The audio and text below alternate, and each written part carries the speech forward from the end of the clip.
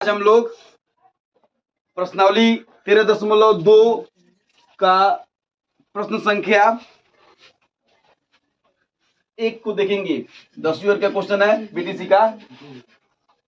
1 और 2 दोनों बना दे रहे हैं, ठीक है। तो इसकी बात करते हैं। क्वेश्चन नंबर 1 में जो है वो यह कहा जा रहा है कि एक ठोस एक अर्धगोले पर खड़े एक शंकु के आकार का है।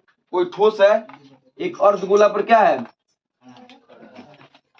खड़े एक शंकु के आकार का है, ठीक है। फिर त्रिज्या उसकी 1 सीएम की है। यहां से यहां मान लीजिए त्रिज्या कितनी हो गई, आर हो गया आपका 1 सीएम, ठीक है। फिर शंकु की ऊंचाई उसकी त्रिज्या के बराबर है। शंकु की जो ऊंचाई है वह भी 1 सीएम है, जो एच है वह भी 1 सीएम है, ठीक है। और ठोस का आयतन पाई के पदों में ज्ञात करना है। क्या करना है, ठोस का जो आयतन है वो पाई के पदों में ज्ञात करना है। आपके पास एच है, आर है और आयतन क्या ज्ञात करना है, पाई के पदों में। मतलब इसका यह हुआ कि जो आंसर लाना है उसको पाई के रूप में लाना है। कोई बड़ा सवाल नहीं है, बहुत ही आसान क्वेश्चन है। जब आयतन निकालना है तो सीधे हम लिखेंगे ठोस का आयतन बराबर शंकु का आयतन प्लस अर्धगोले का आयतन। ऐसे ऐसे क्वेश्चन आपके ऑब्जेक्टिव सवाल में पूछे जा सकते हैं, ठीक है।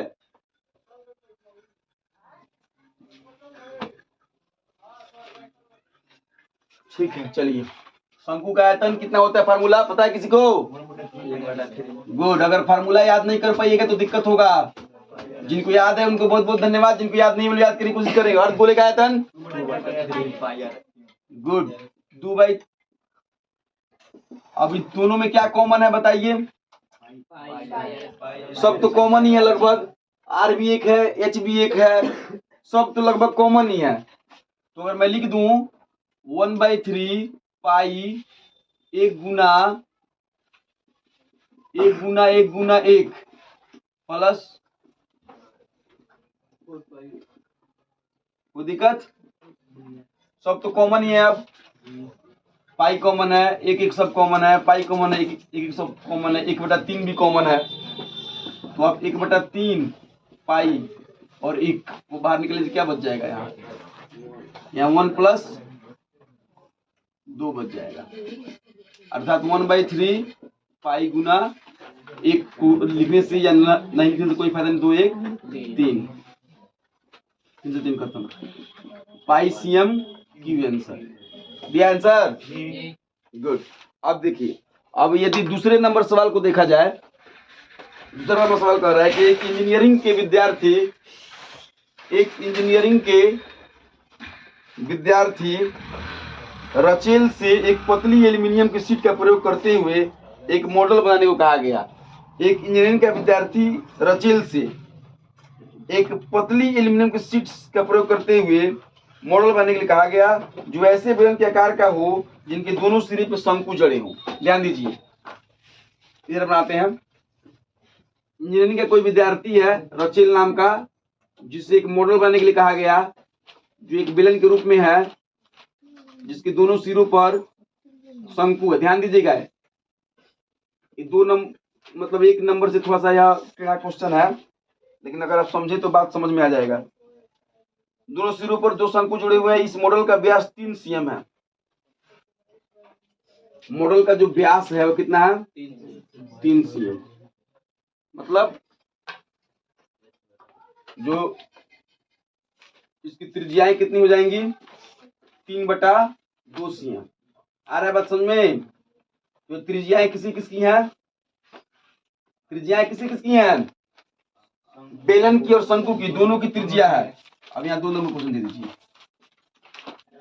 बेलन की त्रिज्या बराबर शंकु की त्रिज्या बराबर 3/2 cm। ठीक है, फिर आगे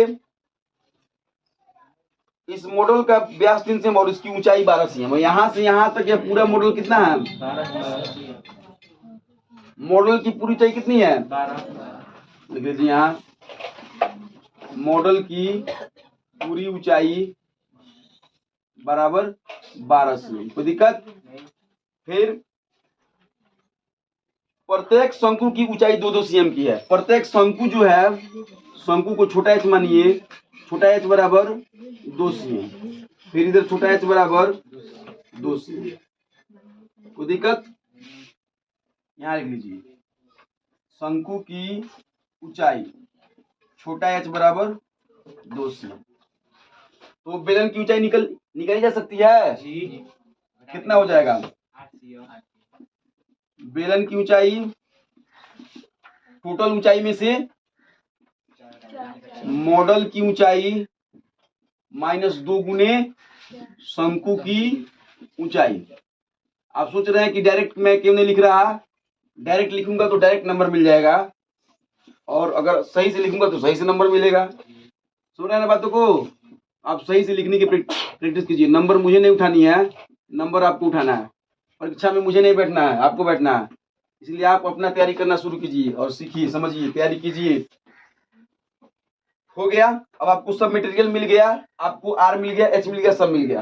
अब पूछा जा रहा है कि रचेल द्वारा बनाए गए मॉडल में अंतर्विष्ट हवा का आयतन बताना है। क्या बताना है? हवा का आयतन। अब इस हवा का आयतन कैसे आप निकालिएगा? तो हवा का आयतन क्या होगा? दोनों शंकु के आयतन को निकाल के बेलन के आयतन में जोड़ दीजिएगा तो आंसर आ जाएगा। तो लिखेंगे मॉडल में मौजूद हवा का आयतन बराबर, फार्मूला क्या होगा? फार्मूला क्या, पहले सेट कीजिए, 2 गुना शंकु का आयतन प्लस बेलन का आयतन। किसी को दिक्कत? बस फार्मूला बैठा दीजिए, सवाल खत्म। 1/3 पाई आर स्क्वायर एच। बेलन वाले को बड़ा एच मान लीजिए, बेलन की ऊंचाई को बड़ा एच मान लीजिए। ठीक है, फिर इधर plus pi into R square H. कोई दिक्कत? अब जो कॉमन है उसको पहले बाहर छांट लीजिए। तो पाई आर स्क्वायर दोनों में कॉमन है, पाई स्क्वायर बाहर निकाल लिए तो क्या बच गया आपका? 2/3 एच अब प्लस बड़ा एच। बस वैल्यू पुट कीजिए यहाँ पर, 22/7। आर का मान कितना दिया था? 3/2 गुना 3/2, 2/3 गुने एच का मान कितना था? 2 cm। फिर बड़ा एच कितना था? बस गुना भाग करने तो आता होगा आपको, कर लीजिए गुना भाग। 2 से कट जाएगा 11, और कोई कटने वाला है नहीं। ठीक है, तो 11 दूनी 22, फिर 11 गुना 9 7, फिर नीचे बच गया 2। इधर प्रक्रिया करेंगे, 2 दूनी 4/3 प्लस 8/1, फिर भिन्न का घटाव करेंगे, 11 गुना 9/7 गुना 2, भिन्न का जोड़ करेंगे 3, 4 8 3 24। ठीक है, तो 11 गुना 9/7 गुना 2 गुना 24 4 28/3, 7 चौके 28, 2 दूनी 4, 11 तिया 33, 11 तिया 3 3 9, तो 11 तिया 33 दूनी 66 cm की आंसर होगा। देखिए तो 66 cm की आंसर दिया है। चलिए, इस तरीके से 1 और 2 नंबर क्वेश्चन आपके पूरे होते हैं। और एक बात ध्यान दीजिए, यहाँ पर जो है, जो बच्चा शंकु का आयतन अलग निकालेगा, फिर उसमें 2 से गुना करेगा, और बेलन का आयतन अलग निकालेगा और फिर तब उसको जोड़ेगा, अगर यह लंबा वाला प्रोसेस अगर अपनाता है तो वह वहाँ फंस भी सकता है, और प्रोसेस भी बहुत लंबा होगा और टाइम भी लगेगा। आपको मतलब मैट्रिकुलेशन में आपको अधिक से अधिक जो भी आपको परीक्षा देना है, जो भी आपके पेपर हैं, उसमें आपको इस बात का ध्यान देना है कि आपको जितना जल्दी हो सके काम करना पड़ेगा, तभी आपको सफलता मिलेगी। नहीं तो क्वेश्चन आते हुए भी क्वेश्चन परीक्षा में छूट जाता है और बच्चे परेशान हो जाते हैं। ठीक है, इसी के साथ आज का मेरा यह क्लास समाप्त हो रहा है। फिर हम लोग मिलेंगे किसी दूसरे क्लास में।